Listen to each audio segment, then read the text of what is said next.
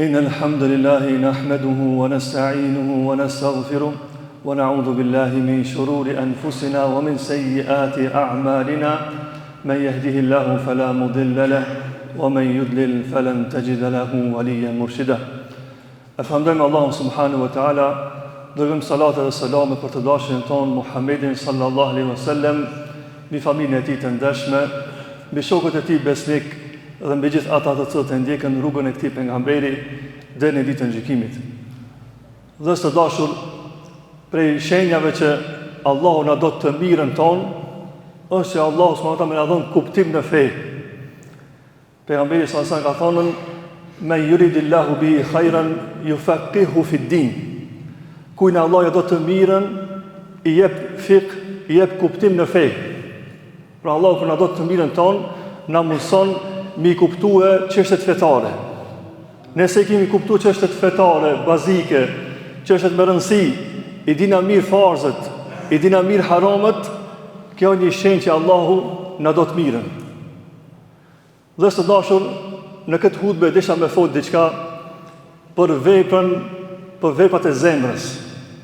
Nga se ulemoja thonë, veprat e njerëzve ndohen dy grupe. Kemi veprat e zemrës edhe veprat e trupit. Veprat e zemrës është sikur frika ndaj Zotit. A shihet kjo vepër? Nuk shihet, po është në zemër. Shpresa në Allahun, mbështetja në Allah, sinqeriteti, dashuria ndaj Zotit, këto vepra që nuk duken, e kanë vendin në zemër. Por janë do të vepra tjera që ata shihen, sikur namazi xhumos, namazet tjera, zekati, haxhi, janë ibadete që shihen, edhe këtë ne i shohim me sy. Dhe të dashur, ulemoja thonë, veprat e zemrës janë bazike para atyre që janë të dukshme. Ma më rëndësi janë veprat e zemrës se sa veprat e gjymtyrës. Pse kjo? Do t'i përmendemi disa arsye, disa sebepe, pse më rëndësi është zemra se sa gjymtyra. Ulamaja thonë, Zoti subhanahu wa taala vendosi imanin në zemra. Allah subhanahu wa taala thotë në Kur'an: "Walakin Allah habbaba ilaykum al-imana wa zayyanahu fi qulubikum wa karraha ilaykum al-kufra wal-fusuqa wal-isyan." Allah e bëri të dashur imanin dhe zbukuroi atë në zemrat e juve. Pra Zoti subhanahu wa taala vendosi imanin në zemra. Këtë arsye, më thonë, zemra është bazike, tani vijnë gjymtyrat. Kjo është shkaku i parë. Shkaku i dytë, dietarët thonë, pejgamberi alayhis salam ka përmendur që takvalluku, devotshmëria, gjithashtu e ka vendin në zemër. Pejgamberi sallallahu alajhi wasallam tha në një hadith: "At-taqwa ha huna." Pejgamberi sa tha, takvalluku këtu është. Dhe përsëriti pejgamberi sallallahu alajhi wasallam e përsëriti 3 herë. Edhe kjo tregon rëndësinë e zemrës. Allah e vendosi devotshmërinë tonë, takvallukun tonë e vendosi në zemër. Gjithashtu për shkaqe pse zemra është më rëndësi, nga se është shikimi ku Allahu shikon. Është një vend ku Allahu shikimin e drejton ka zemrat.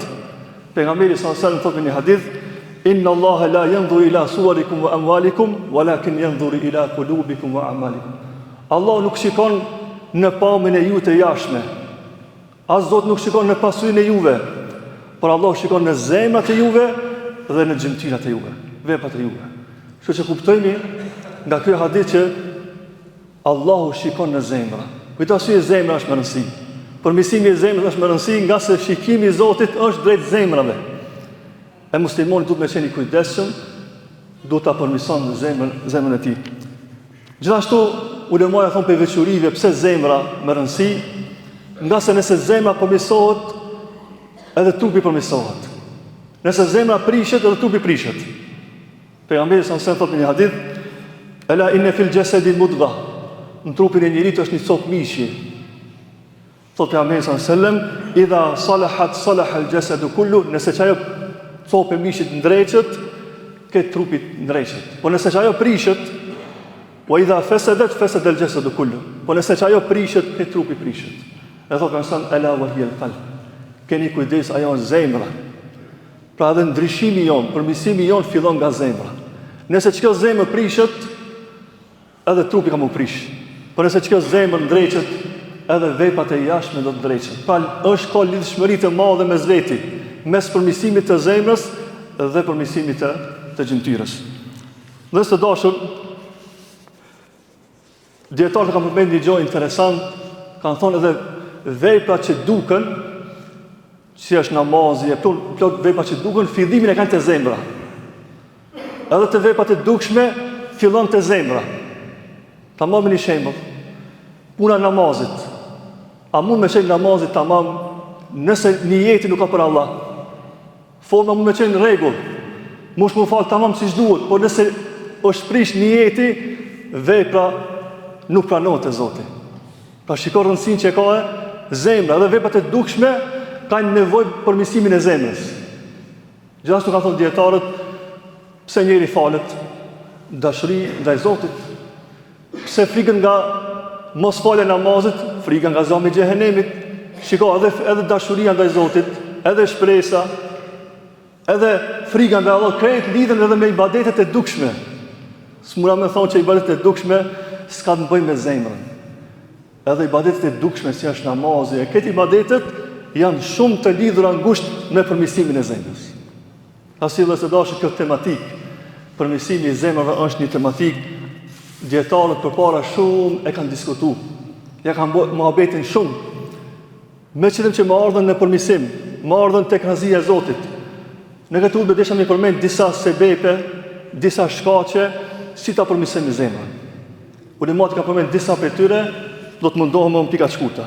E para, për gjërat që përmirëson zemrën është leximi i Kuranit. Leximi i Kuranit, sidomos me meditim. Nëse ndarësh në kuptimet e Kuranit, kjo ndikon në përmirësimin e zemrës.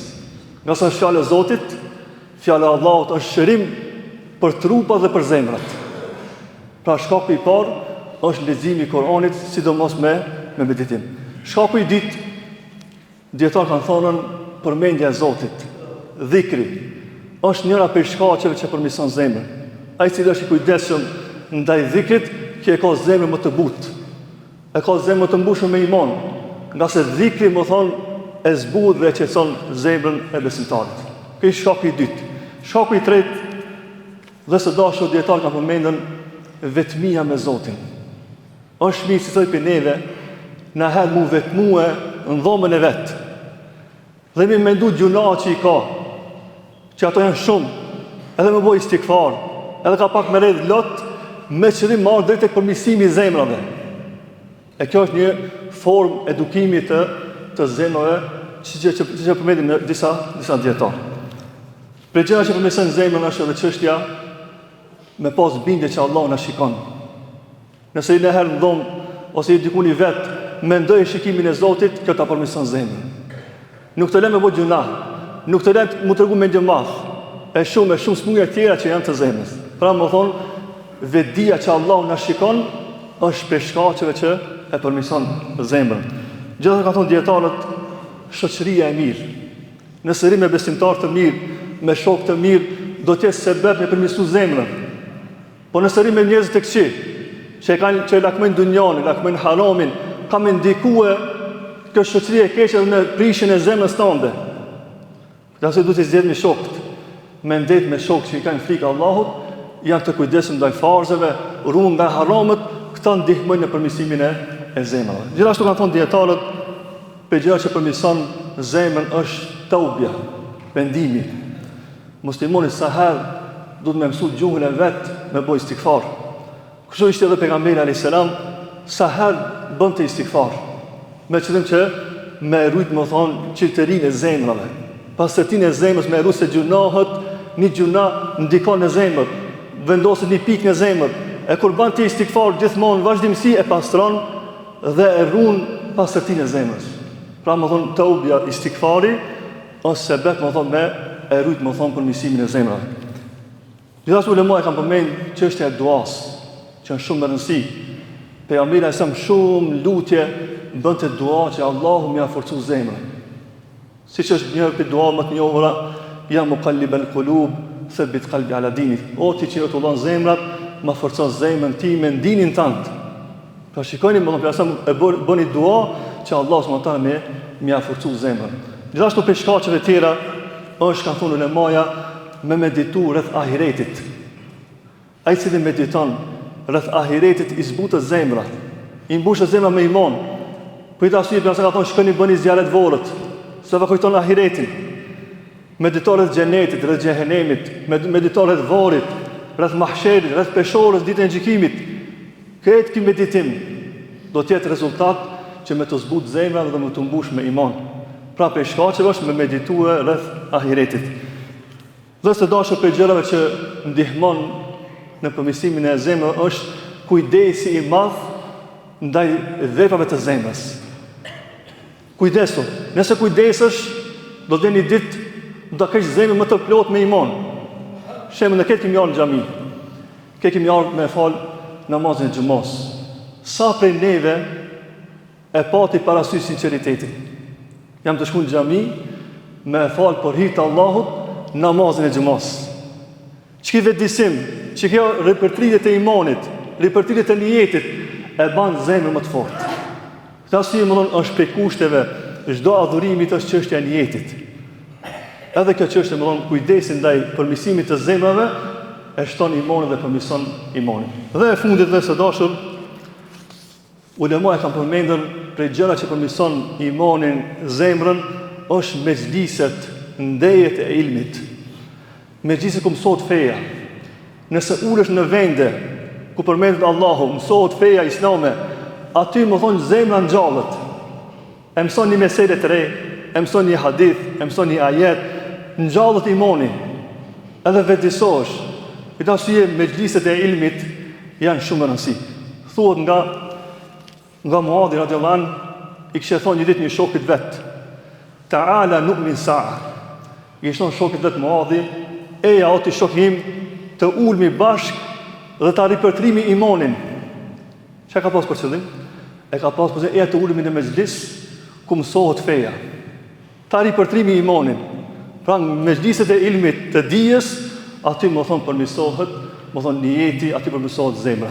Pra dhe se dashur çështja e mezhliseve të ilmit është shumë e rëndësishme. Inshallah me lejen e Zotit, pasi që kjo temë është shumë e rëndësishme, zemra në Islam, inshallah me lejen e Zotit për xhumos tjetër do të ketë ligjërata para xhumos, do të jenë ligjërata ku do të folmi rreth veprave të zemrës, duke filluar nga sinqeriteti, disa ligjërata, tevekuli, frika ndaj Zotit, shpresa, me qëllim që ti mësojmë mirë këta mesele. Ta njohim mirë Allahun subhanahu wa taala përmes veprave të zemrës. Lutem Allahun subhanahu wa taala që Zoti na shton imanin, na përmirëson zemrat tona me qëllim që Allahu të jetë i kënaqur me neve. Wa aqulu ma tasma'un wa akhiru da'wana alhamdulillahi rabbil alamin.